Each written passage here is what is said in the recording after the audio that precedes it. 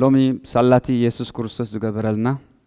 صلاتو اب غويتا زرخبنا يو حيلن صنعاتون بو اندا برتعنا بو اندا دلدلنا خنكيد كاوس لزخونلناي سمو نقدس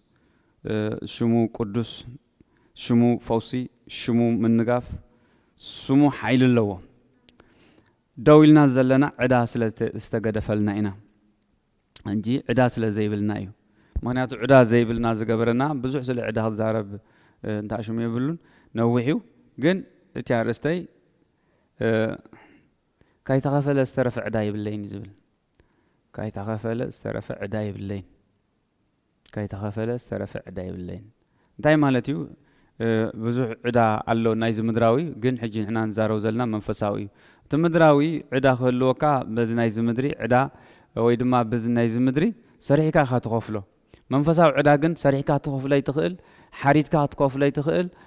ዘለካ ነገር ህይወትካ ሂብካውን ክትከፍሎ ኣይትኽእል ሓንቲ ክትከፍሎ ትኽእል ብጌታ ኢየሱስ ክርስቶስ ብምእማን ናይ ዘላለም ህይወት ትረኽበሉ መንገዲ ስጥራ እዩ ካብ ኩሉ ዕዳኻ ሓራ ዝገብረካ ጌታ ኢየሱስ ክርስቶስ እዩ ንሱ ድማ ቅድሚ ምስራት ዓለም ንዓና መዲብና ሓሪና ነቶም ዝተቐበሎ ዘበሉ ውሉድ ኣምላኽ ንኽኾኑ መሰል ሃቦም ዝብለና መጽሓፍ ቅዱስ ንዕኡ ስለ ዝኣመንና እዩ ስለዚ ዕዳ ማለት እንታይ ማለት እዩ መጽሓፍ ቅዱስ ክንሪኦ ከለና ዋላታ ሰበይቲ ن18 ዓመት ሕቁኣ ጎቢጣ ከም ዝኸደት ይነግረና ጌታ ኢየሱስ ክርስቶስ ድማ ነታ ሰበይቲ እንተሓገብረላ ከሎ ዕዳኣ ወይ ድማ ትዕዳ ክንሪኦ ከለና ብሕማም ዘበና ሙሉ 18 ዓመት ጎቢጣ ኸደት ይብል እቶም ሰባት እንታይ እዮም ዘለው እቶም ስዕዶም ዘለው ስለምንታይ ይሕደገላ እብሉ ነይሮም ጌታ ኢየሱስ ክርስቶስ ታ ሰበይቲ እዚኣ ሳይተደንግፀኩም እንዳይሉ ጌታ ኢየሱስ ክርስቶስ ናብዚ ምድሪ ዝመፀ ምድራዊ ዕዳ ዘይኮነሲ መንፈሳዊ ዝኾነ ዕዳ ክኸፍለልና ይመፅዩ ስለዚ ምድራዊ ዕዳን ሰማያዊ ዕዳን ነንበይን እዩ መንፈሳዊ ዕዳ ናብ ናይ ዘላለም ጥፋኣት እዩ ዝእቱ መንፈሳዊ ዕዳ ክፉ እዩ እቲ ምድራዊ ዕዳ ግን ኣብዚ ምድሪ ጥራይ ክእስረካ ወይ ከዓ ጥሚ ገይሩካ ክኸይድ ዝኽእል ስለዚ ጌታ ኢየሱስ ክርስቶስ ካብቲ ክፉኡን ጨካንን ዝኾነ ኣረሜና ከናግፈና ናብዚ ምድሪ እዚ መፅዩ ማለት እዩ ንሱ ማነሰብ ክኸፍለልና ስለ ዘይክእል ጌታ ኢየሱስ ክርስቶስ ድማ ክኸፍለልና ህይወት ስለ ዘገድስ ማለት እዩ እግዚአብሔር ይባረክ ስለዚህ ወንጌል ዮሐንስ እንታይ ዝብል ወንጌል ዮሐንስ እንታይ ዝብል ምዕራፍ 10 ማለት እዩ ከምዚ ይብል ምዕራፍ 10 ወንጌል ዮሐንስ ግና ኢየሱስ ንሱ ክርስቶስ ወዲ ኣምላኽ ምዃኑ ምእንቲ ክትኣምኑ ምስ በለ ኣሚንኩውን ብስሙ ህይወት ክትረኽቡ እዩ እዚ ተጻሕፈ ኢልና ዘሎ ቅድምኡ ተጻሕፈ ጽሑፍ ኣሎ ማለት እዩ ጌታ ኢየሱስ ክርስቶስ ብዙሕ ተኣምራት ዝገበሮ ጽሑፍ ኣሎ እንጂ ንሕና እቲ ዝኸበደ ዕዳ ወይ ድማ እስራት ክገብርና ዝኽእል ዕዳ ሓራ ጌርና ጌታ ኢየሱስ ክርስቶስ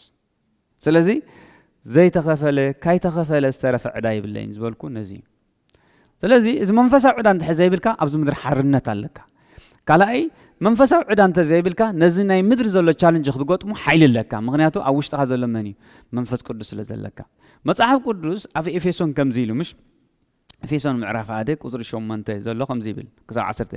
ከምቲ ብብኡ ዝመደቦ መስረቱ ስምረቱ ነቲ ምስጢር ፍቃዱ እናፍለጠና ይብል ነቲ ናይ ምልአት ዘመናት መጋቢነቱ ኣብ ሰማይ ዘሎን ኣብ ምድሪ ዘሎን ኣብ ክርስቶስ ምእንቲ ክትቕለልሲ ብኩሉ ጥበብን ብኩሉ ኣእምሮን ነዚ ጸጉኡ ኣባና ኣውሓዙ ይብልና ኣሜን እንታይ ገርና እዩ ነዚ ክንፈልጠሉ ንኽእል ጸጉኡ ኣባና ኣቕሚጡ ወይ ኣብ ሰማይ ዘሎን ኣብ ምድሪ ዘሎን ኣብ ምን ምንታን ክትቕለል ኣብ ክርስቶስ ክትቕለል ኦኬ ኩሉ ተጠቕለለ ክርስቶስ ኣመን ኣሎ ኣበይና ባሁን ስለዚ እቲ ኩሉ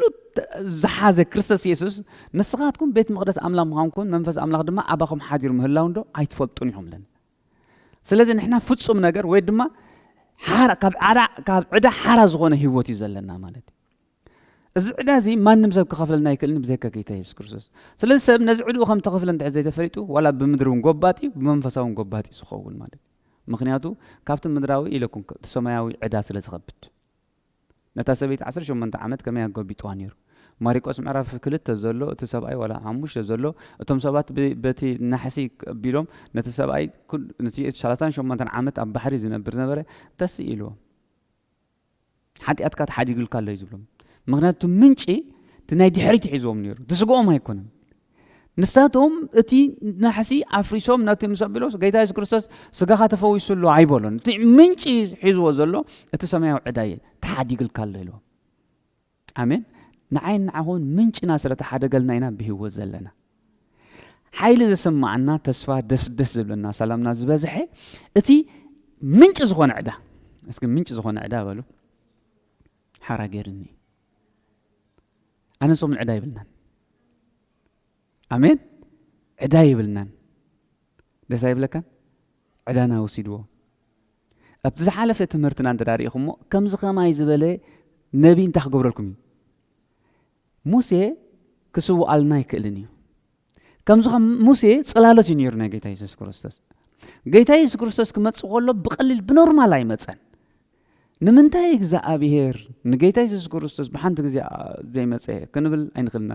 ናይ ነፍስ ወከፍ ህይወትና ናይ ትምህርቲ ናይ መምህርና ናይ ጌታ ኢየሱስ ክርስቶስ ክመጽእ ከሎ ትውልድ ዕቢ ሞት ኣይበለልናን ክኸፍሎ ዘሎ ኩሉ ዕዳታትና በብሓደ ዝርዝር እንዳሃበ ኩሉ ወዲኡ ቀለስየ ምዕራፍ 2 ሕልቅነት መናፈስትን ናይዛ ዓለም እዚኣ እቲ ምርኮ መሊሱ ብግልፂ እንታይ ገበሮም ኣስተሓፈሮም ናተይ ናትኩም ዝነበረ ዕዳ ጽሕፈት እዩ ዝብለና ምሽ ዕዳ ጽሕፈት ተታሒዝና ዝነበርና ዕዳ ጽሕፈት ካብዚ ምድሪ ኣይልቅካን እንቁርዖብሲ ኢሎማ ገንዘብሲ ካብ ምድሪ ተለቂሓ ይባሃል እጂ ክመልሶ ትግብኣ ግዜ ከዓ ነይሩዋ እዩ ኣብ ግዜኣ ስለ ዘይመለሰቶ ታ ምድሪ ግዜኽን ሰዓትክን ኣኺሊ እሞ ሃብኒ ትብላ ንሳ ከዓ ኣይሂበክን ሕጂ ግዜኡ ኣይኽእለኒ ኢላ እንታይ ከ ከይትገብር ኺላስ ካብ ምድሪ እንታይ ትገብር ጥር ትብል እሞ ዘላ ሽዕኸና መይን ናብታ ምድሪ ትምለስ ሕጂ ታ ምድሪ ካብ ጸኒኻ ኣንቲ እቲ ገንዘበይ ብሃብኒ ትብላ ሕጂ ከዓ ብዝልኽ ትብላ ትነጥርካ ናረካ እንተ ነጥረት እንተወረድቕትካ ናብዛ ምድሪ ስለዚ ካብ ወፃእ ዘኸላ ዕዳኣ እንታይ ትገይራ ተሓኒቓ መይታ ኣነ ንስኹም ግን ዕዳ ኣጽኒዑ ክሕዘና ዘይከኣለ ኣብ መስቀል ቀራኒ ጌታ ኢየሱስ ክርስቶስ ንዕዳና ብምሉእ ሓደ ብሓደ ጸብጺቡ ኣብ መስቀል ቀራኒ እንታይ ገይርዎ ሸንኪርዎ እዚ ዕዳ እዚ ኣነ ንስኹም ከም ተገድፈልና እንተዳ ዘይፈሊጥና ብሓርነት ክንመላለስ ኣይንኽእልና እዚ ዕዳ እዚ ብለኩም ኣለኹ ንመንፈሳውን ኮላይ ንስጋና እዩ ዘድሊ ብለኩም ኣለኹ ኮላይ ንስጋና ሓርነት ይህበና ዶ ይህበናን ኣብዛ ምድሪ ሙሉእ ትብዓት ዝበና እንታይ መንፈሳዊ ሓርነት እዩ መንፈሳዊ እንታይ እዩ ሓርነት እዩ ዝህበና ስለዚ ጌታ ኢየሱስ ክርስቶስ ክመጽእ ከሎ ወይ ድማ ነቲ ክፍውሶ ከሎ በቲ ናሕሲ ክወርድ ከሎ ሓጢኣትካ ተሓዲግልካ ምስ በሎ ከቢድ ነገር ስለ ዝመጾም እትኦም ንሱ ስግኡ ፈዊስካ ዘይትመልስ እዮም ኢሎሞ እቶም ኣብኡ ዘለዉ ፈሪሳውን ጸሓፍትን ዝነበሩ ስጋ ኣድልይዎ ብስግኡ ክፍወሶ ተጸቢዮም ነይሩ ጌታ ኢየሱስ ክርስቶስ ግን ናይ ስጋ ዘይኮነ ዘድልዮ ነይሩ እቲ ምንጪ ክፍውሶ ስለ ዘለዎ ማለት እዩ እቲ ምንጪ ስለዚ ጌታ ኢየሱስ ክርስቶስ ኣብ መውገል ዮሐንስ እንተዳሪእና ኢኻ ነቲ ብዕውር ዝተወልደ ዕውር ከዓ እንታይ ገይርዎ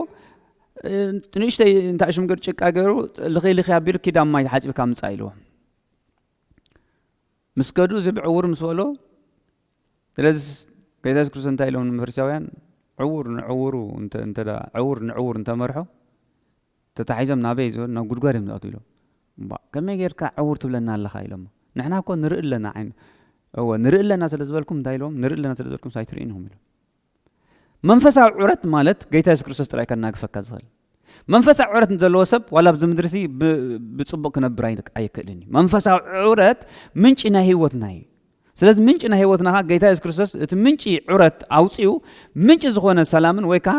እቲ ምንጪ ክንሪኤሉ ዝኾነ መንፈሳዊ ዒንትና ንከፊትዎ ማለት እዩ ስለዚ ኢና ተሓጒስና ንኸይድ ማለት እዩ ቆሮንጦስ በቲ ንርእስና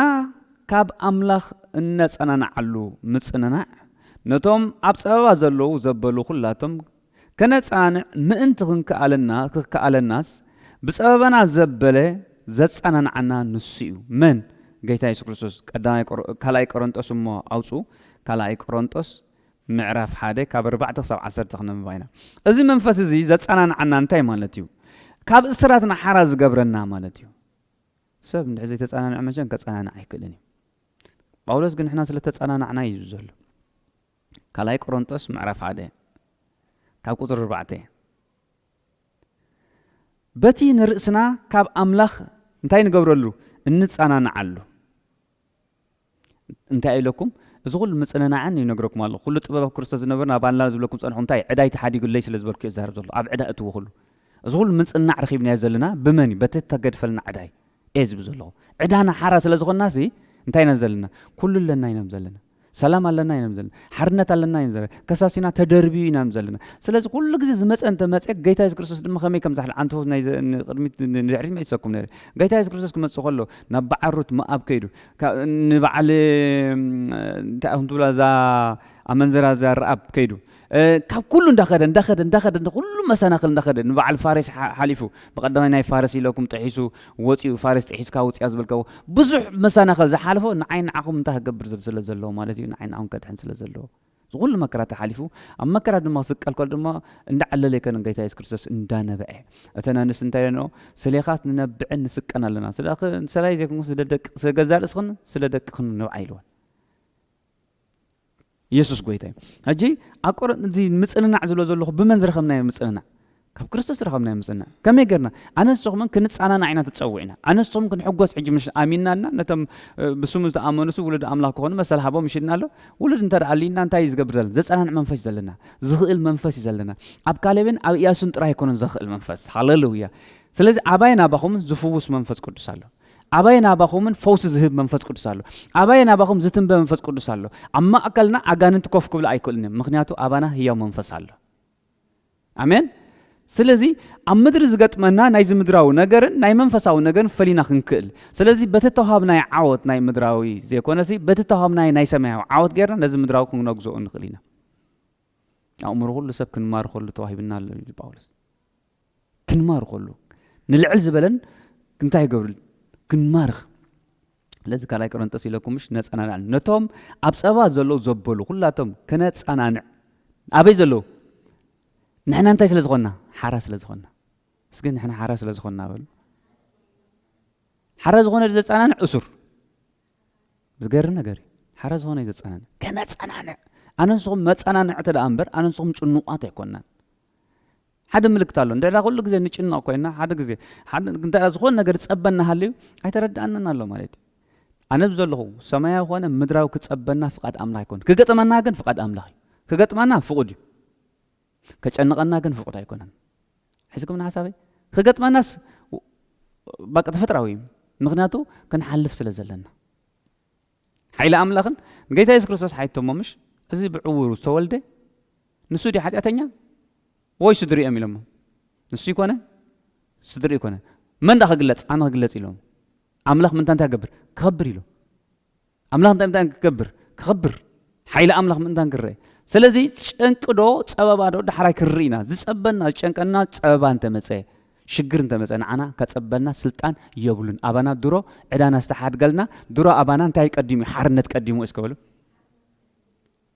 ኣሜን ኩሉ ነገር እንተመፀ ካብ ልክዑ ይሓልፍኒ ኣብዚ ምድሪ ካብ ልክዑ ይሓልፍኒ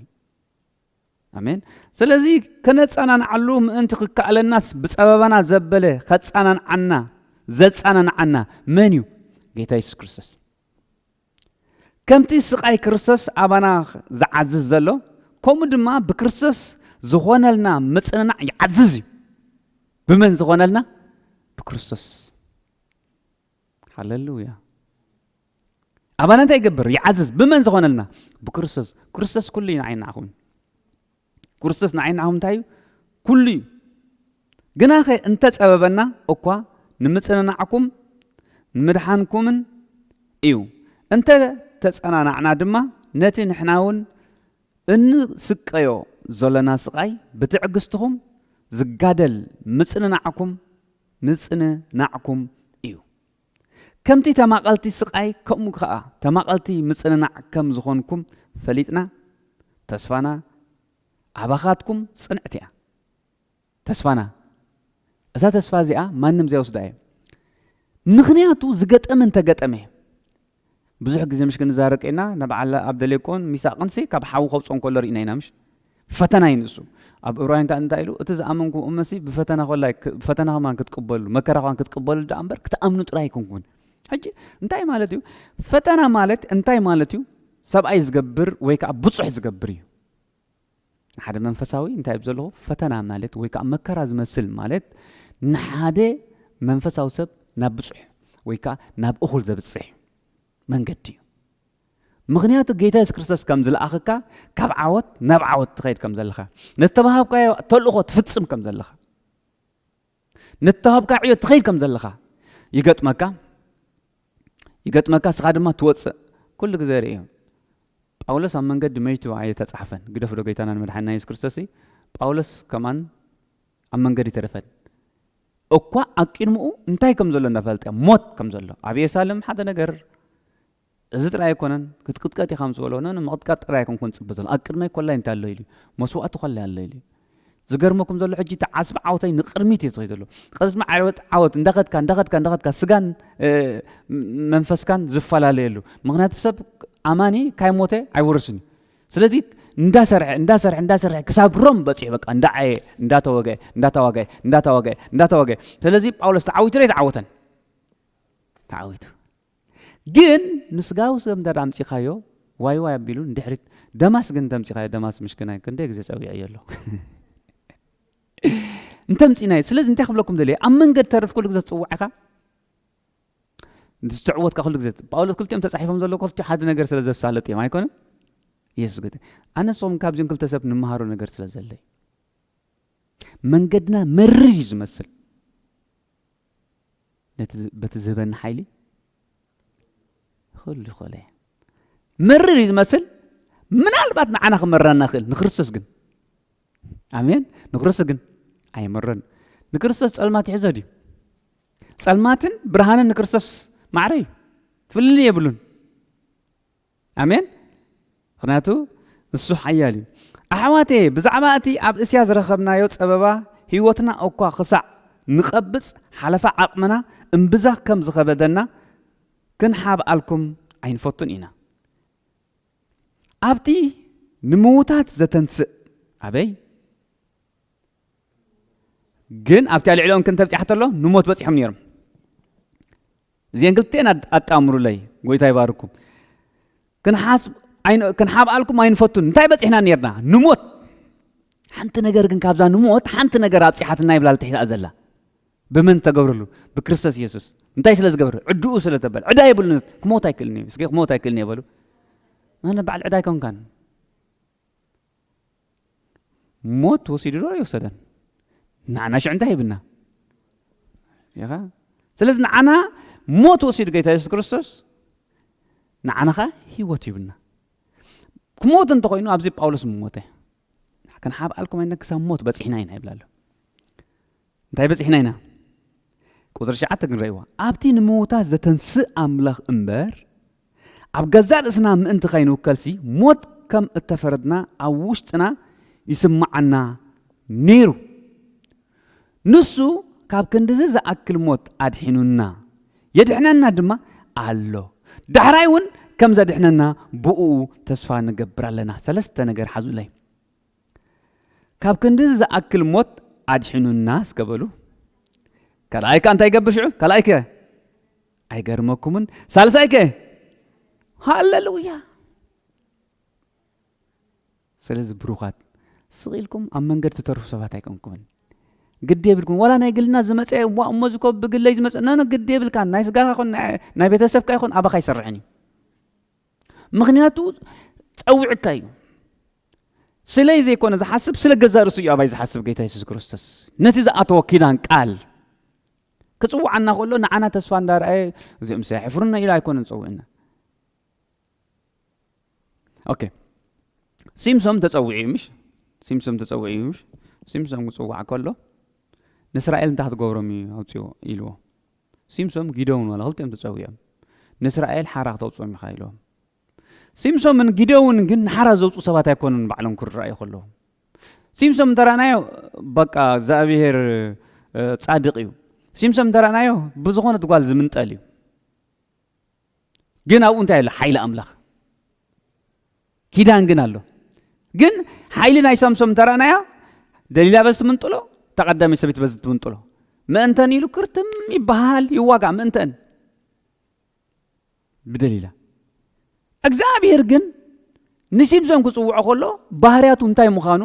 ጠፊእዎ ኣይኮነን እግዚአብሔር ንሲምሶን ክጽውዖ ከሎ እግዚአብሔር ንገዛ ርእሱ ከሎ ይጽውዕ ኣሜን እግዚአብሔር ንዓይ ንዓኹም ክርኢ ከሎ نعنا يكون نزري እግዚአብሔር نعين نعهم كرخلا كرسس يسابنا زري كندكمن كنبرتعن بأنا من ما يقرمن እግዚአብሔር مخنياتو كدكم زي كل حدا حيال برتع عبانا أقميتوه آمين نسد ما يسكر سيبال منفسو كل جزء هياوي سلازي كل جزء كانوا قاعد قلنا نقدر نرانا سلازي سيمسون بقى موداتا يدهيو موداتا انت غيرهم عينهم كيرهم مش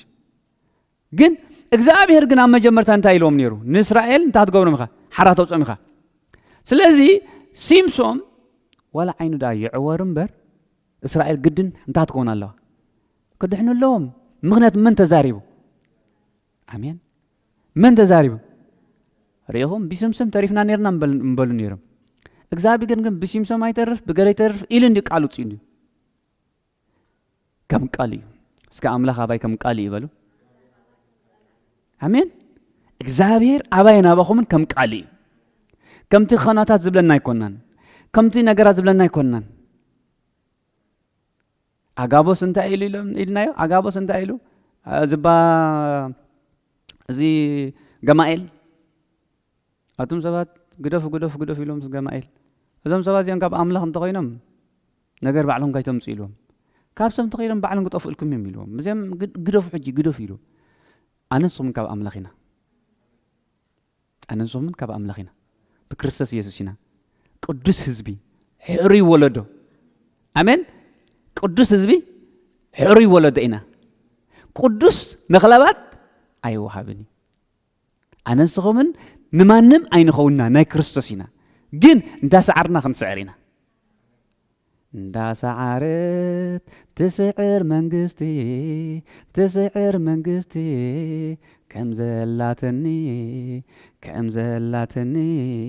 مسكري እግዚአብሔር ሰንደቅ ዓላማይ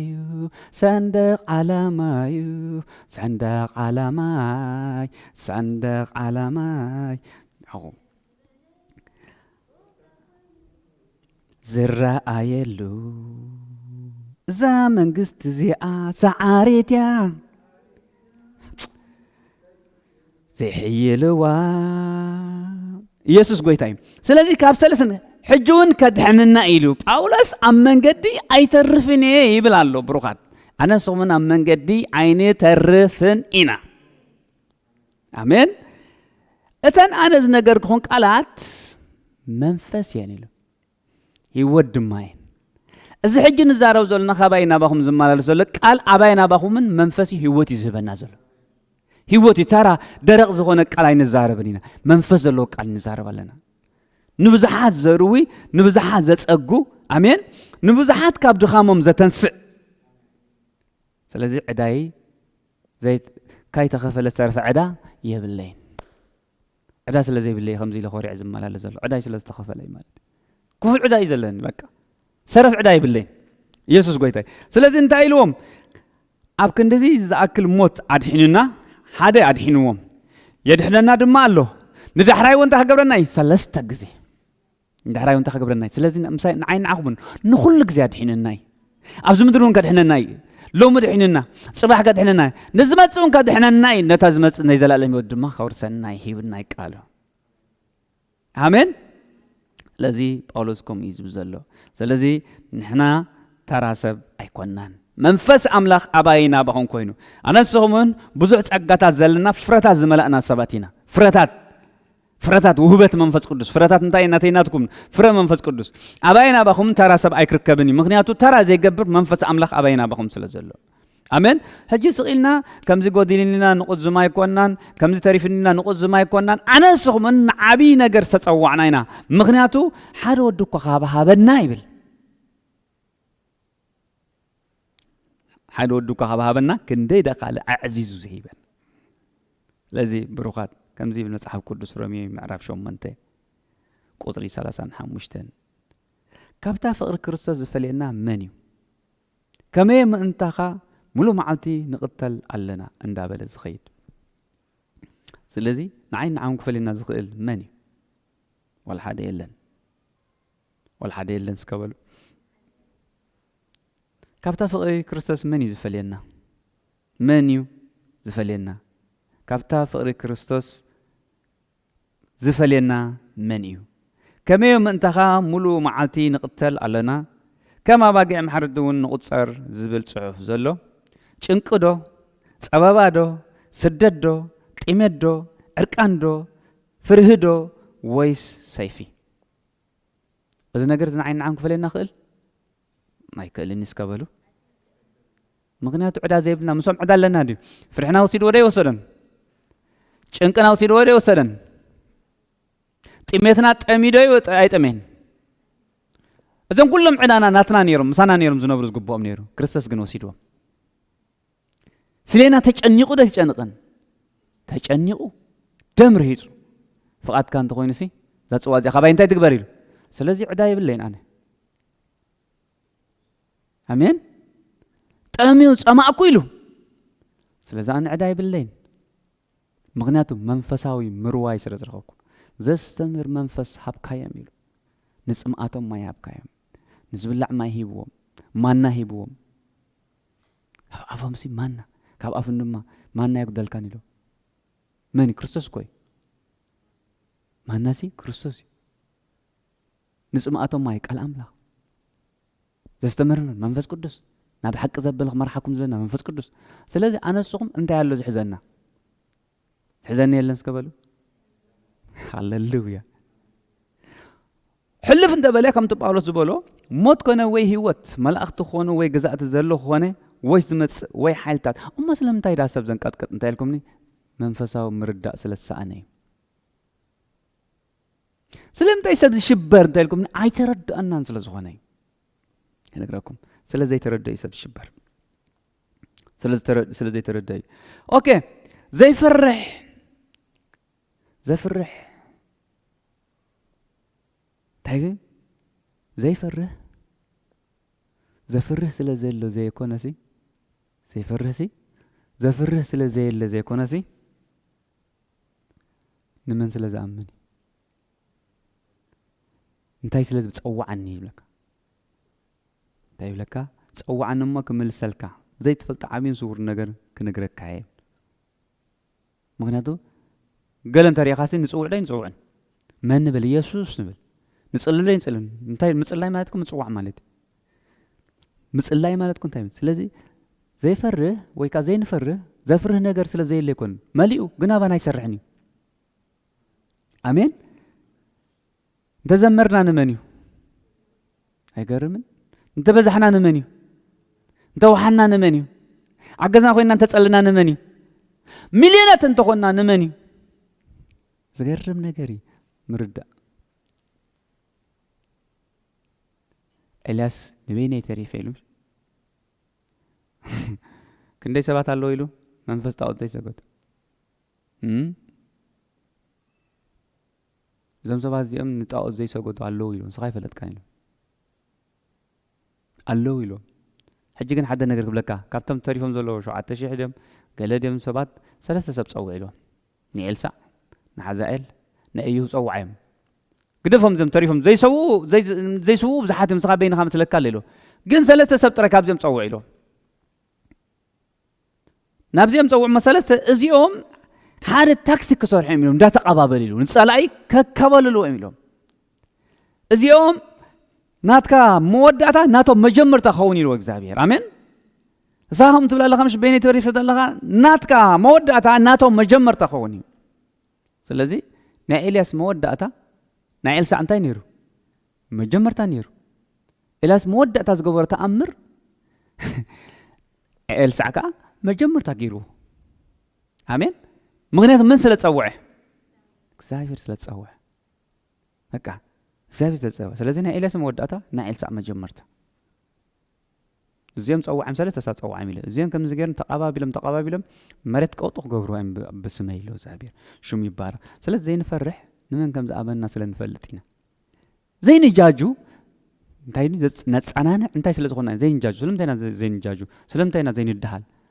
ንሕና ዘፃናንዕ መን ምዃን ስለ ዝፈለጥና ንሕና ብፀበባና ዘፃናንዓና ንሱ እሞ ንዓኻትኩም ከዓ ብኡ ገይርና እንታይ ንገብሮም ኮልና ነፃናንዓኩም ኣለና ስለዚ ተፃናንዐ እስከበሉ የፃናንዕ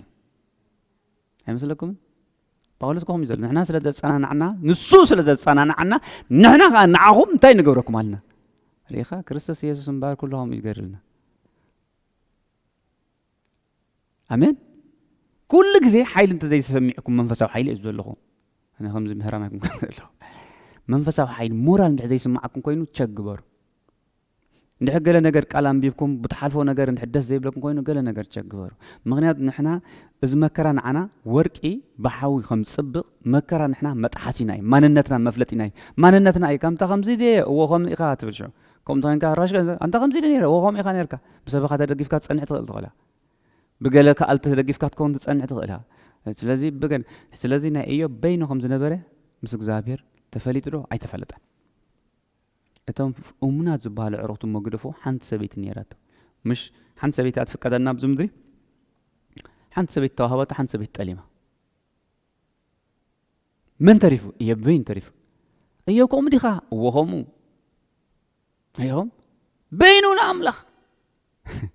ኤልያስን ኢዮብን ተምፂኻዮም እኮ ነንበይኑ እኮ ሓቂ ዘረሓሽ ኤልያስ ጽሒፋ ተዛሪባ ጽባሕ ከም ዛሎሚ መልአ ኣለዋ እንኳ ሰራዊት እንዱ ዝኣክል ይመጹ ዶ ይመጹ እንኳ ሕራይ ብሎ ደብሎ ተፈልጠ የለን ግን ኢዮብ ግን በአካል ኣብ ህይወቱ ይወሪድዎ ጥራይ ዘይኮነ ሰበይቱ ድማ ሙሱእ ኮይና ልቐቕ ኢላቶ ኣይለቅቕን ነዚ ኣምላኽ እዚ ልቐቕ ኢላቶ ኣይለቅቕን أتقرم جنز قرم نقدركو إلياس بعلي يسمع نير نجزابير إياب جن بسمعت إني يسمع نيره يسوع كويتاي أنا سخمن بسبات يكوننا سمعنا أنا سخم تعبنا يدنا تعبنا يكوننا أربعة النتبي سلازم أنت خويني لا تجج يوسخن بر سكبلو يس يوسخن بر سلازم فللي يالو تعمي ناي سبات فللي يالو سلازم سبات كان قطقطو تسوا قرص خلو ناتم تحستومي عموم يقوم عمومي تدرجومي كل وزي كل سبات درجومي لاونتيو سلازي نا إيابنا إلياس انت دامسينا من محاشتو نحنا فرتي كنا جنت نحنا نريو ممهارينا سلة تصحف نغلطيو مالتيو نا إلياس إلزابيتك متسيت صباح كم زقوان جن إلياس بحاوي زملس بحاوي زار مساملا جن إياب من دمس أي سمعني يبلا لخو إن أخل لخو محكا خصي إنو قال عجيرو زحكر نباري دمس زبار أي سمعني حلم زبار رئيو أي بلناني مصحف قدس إلياس جن كل تخيل أملاخ كله أملاخ حق مخانكا كلهم أنتان كفتو حجي بمتى تجلس له بحاول تجلس له حاول مس إليه مثلا أزغل ما يقدر نتحاول بلعه سلزي أمو إياب جن ولا حنت خمس عن تسفى كان إياب زموسو سبيتون تمعرتون تسفى مرزز بطيم إلياس حاونا جن إلياس كأمن فساب بنا ويعبي بنا جن انتهى مسأتو إلزابيت صباح كم زأوان كم زين تزيجري كاسي ملاقتنا تيسي كم زي أمالقتنا تيسي كم زي قبورني عيلات تمسدو أي تمس أنت فلت أنا قري له جن كم ميلاد ترى ليخا مسي عيب لنا نيو مسح قدس جن كم ترى كم بمال ترى أنت خبل لكم دليل إحواتي أنا نصوم بمر عند إحنا مالا لسكوين ناخذ لكم سلة دلوخي أين عواتنينا 4 نتري بمسمع عند إحنا مالا لسكوينا أين عواتنينا أين عوتنا بمرأي جزفاو بمرأي ما منفساو مرأي يس نمالالس منفساو مسمع يس نمالالس بزبهال زبلة سجرمكم نا إلسا كدقمو ده حنسب إلسا كدقمو نفع جناسب توم دك نبيات يجيب للناس حقك دك نبيات إلسا إلكم نا إلاس موداتا نا إلسا مجمرتا تأمريات يمشي لكم الله زا أمنسب إلسا تحتنا ذلوا أبعرو هابت شيء أزمته عندنا نايسب هابت زيدلي عندنا تحتيلون نقويتو زنتبت زنبرة أتوم دك نبيات أتا قويتا خاص كابا خاطو وسيرو متى أتقبل خايبلو يدقمو أنت حج خا قويتا خاطر بين خا ترف خايبلو السجن بينه ما يكونن نسو مس قويتو ترى ردي مس إلياس أنت أخبر كم زلوا بخمي كم زل نسم دك نبيات كنت طافيو قويتا خابلو ما قيتكم دلي ويلهم مش موداتو نسم كنت أعمله قدي فوق كاي بلو نرو جن إلاس قدي فوديو قدي فوق يكون كبري هيبو عرق هيبو يزغيرو هجين تأخذ لكم دليل كنا تتكلم مولو قدي فوق كاي زبل نعين نحوم جن هاي قدر فنانس قبله آمين يقبل كانوا ولا حد على النمبر برقات علىكم منبري من كوسدو على النمبري أتوقع تذهبني على النمبر قدي فوق أبين خاطر واي نص زود على أنا جمر مخان تزنقرم تايم بولو ومخا مسئل خا دق نبيات تأكيبهم له عبد نبور جزء كلهم زاروا زنبور جزء مسارم كاي تعرف مسارم متيا قال هاي تعرف خولدا زي كل ماي بحنت جزء مت انت يجيرو تماي تفاويساس بحنت مخنا زبها المخان زي اللي خوين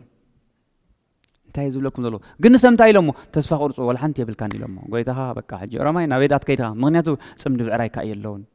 تسفى يبلكان ابعرك حريت كاي مخا عدته ملسك حجي اريك جر انت هتقبل خاي لمو نسجن زغبرو يفلت يسكبلو ስለዚህ አንሶን ጋር ንጎብሮ ንፈልጥና ስለዚህ ዘይን ጃጁ ዘይን ፈርሕ ዘፍርሕ ነገራት ስለ ዘይን ሰምዕ ዘፍርሕ ነገራት ስለ ዘይርእ ዘይኮና ሲ አውሽጥና ዘሎን ነቲ ንፍርሕን ንኻል ነገር ዘሳግር አምላኽ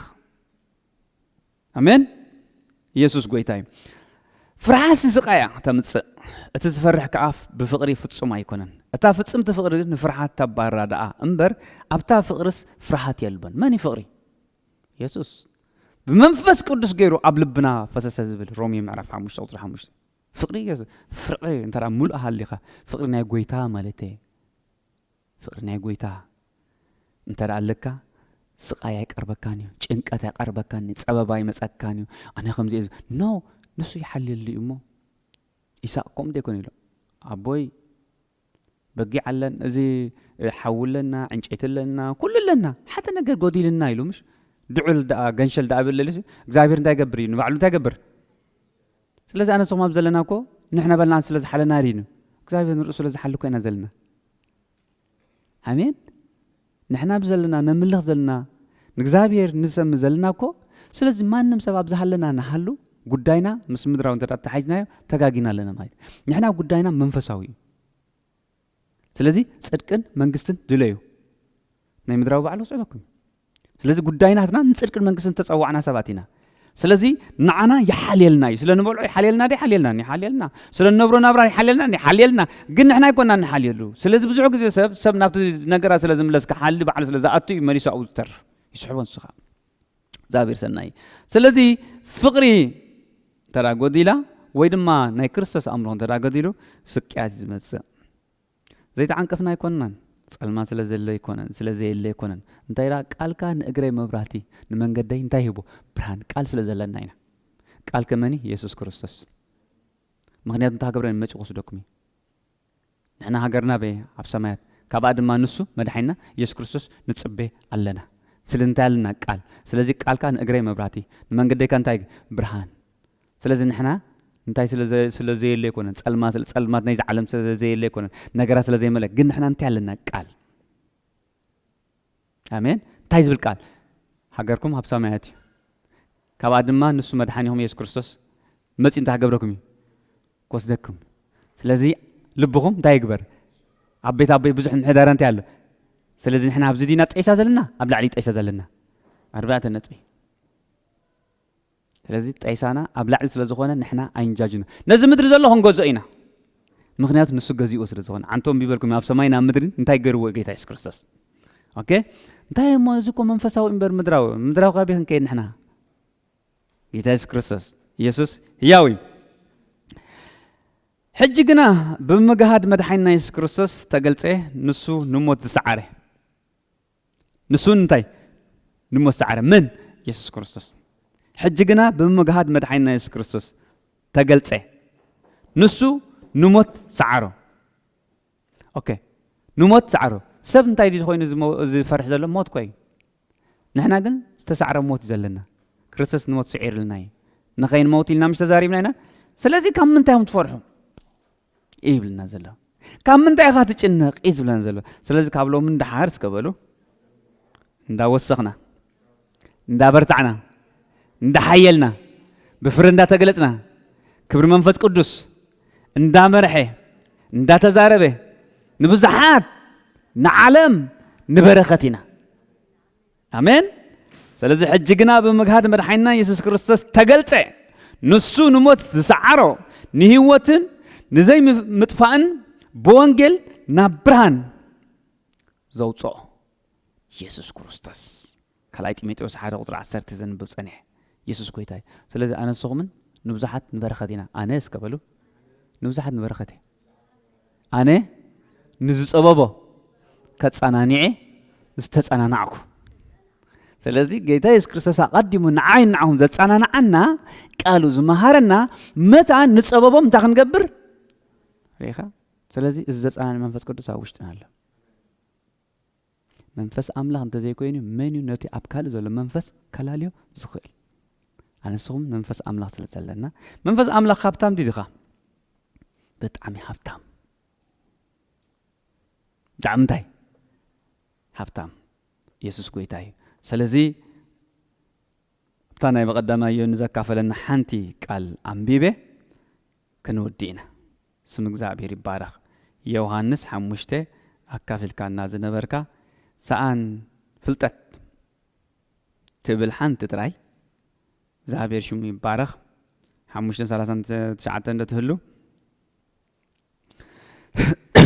ዮሬታ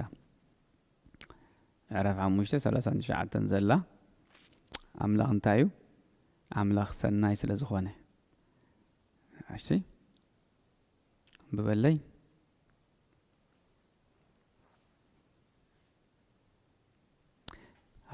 ኦኬ ሚክሮፎን የለን ኦኬ ክንብባይ መጽሓፍ ቅዱስ ከም ዝብል ዕረፍ 5:39 ዘላ ወንጌል ዮሐንስ ማለት እዩ ናይ ዘላለም ህይወት በተን ጽሑፋት ትረኽቡ እናመሰለኩም ሲ ትምርምሩወን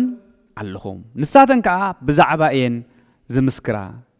ኢልና ማለት እዩ ንሳተን ብዛዕባ መን ዝምስክራ ሕጂ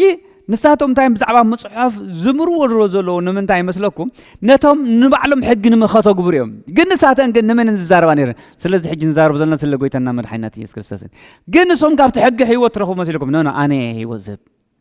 ኣነ ንስኹም ህይወት ዝሃበና ጎይታ ረኺብና ኢና ንዑ ክንነብር ኢና ስለዚ ሰይጣን ስማዕ ጸልማት ስማዕ ፀበባ ስማዕ ሽግር ስማዕ ኣባና ኣይሰርሕን ኢኻ ንሕና ንደስታ ንሰላም ንኩሉ ምጽንናዕ ተጸዋዕና ሰቢና ስለዚ እግዚአብሔር ሆይ በአኻ ሕጎስ በአኻ ደስ ይብለና በአኻ ሕጎስ ናተይ ምዃንካ ባሂብለኒ ርስተይ ምዃንካ ተሓጒሰ ክዝምርየ ዝምካሓሉ